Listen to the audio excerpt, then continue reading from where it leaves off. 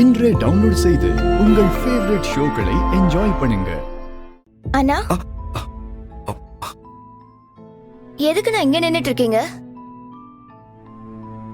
பொன்னி, எனக்கு ஒரு ஹெல்ப் பண்றியா? இதுல ஒரு புது ஷர்ட் இருக்கு, இது அப்பா கிட்ட கொண்டு போய் கொடுத்துறியா?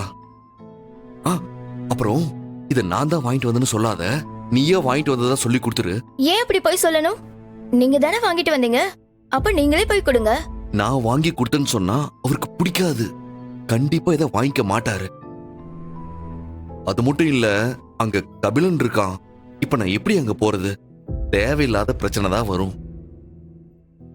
அதனாலதான் சொல்றேன், நீயே கொடுத்துரு பொன்னி, ப்ளீஸ். சரி கொடுங்க. ஆனா இந்த தங்கச்சிக்கு ஏதோ வாங்கி கொடுக்கணும்னு உங்களுக்கு தோணலல்ல?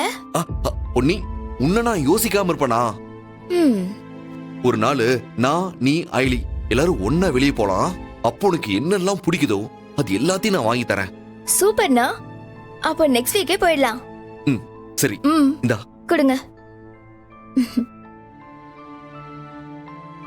அப்புறம் இதுக்கான ப்ரொடக்ஷன் காஸ்ட் என்ன ஆகும்னு போட்டுட்டியா? ப்ராசஸ் போயிட்டு இருக்குப்பா. அது முடிஞ்ச உடனே என்கிட்ட சொல்லு. சரிப்பா, நான் அது என்னன்னு பார்க்கறேன். அப்பா வாமா. என்னங்கப்பா? என்ன இது? வாங்கி பாருங்கப்பா. குடு. என்ன இருக்கு அப்படி? உட்காரு.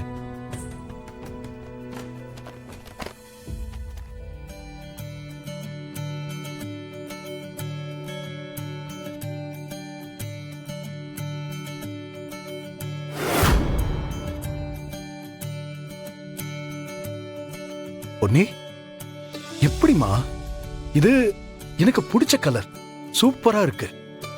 இத நான் எதிர்பார்க்கவே இல்லை.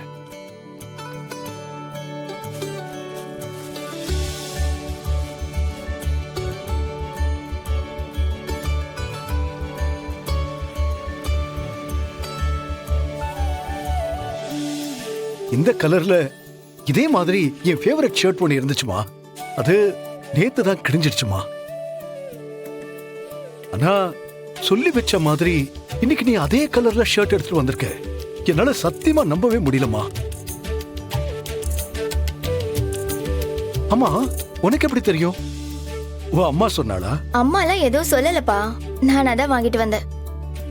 என்ன திடீர்னு அப்பாக்கு ஷர்ட் எல்லாம் வாங்கிட்டு வந்திருக்க? அதெல்லாம் ஒண்ணும் இல்லப்பா, நேத்து என் ஃப்ரெண்ட்ஸ் கூட ஷாப்பிங் போயிருந்தேன். ஓ. அவங்க எல்லாருமே அவங்களுக்கு பிடிச்சத வாங்கிட்டு இருந்தாங்க. எனக்கு என்ன வாங்குறதுன்னு தெரியல. அப்பதான் உங்க ஞாபகம் வந்துச்சு, அதான் உங்களுக்கு இந்த ஷர்ட்டை வாங்கிட்டு வந்து கொடுத்தேன்.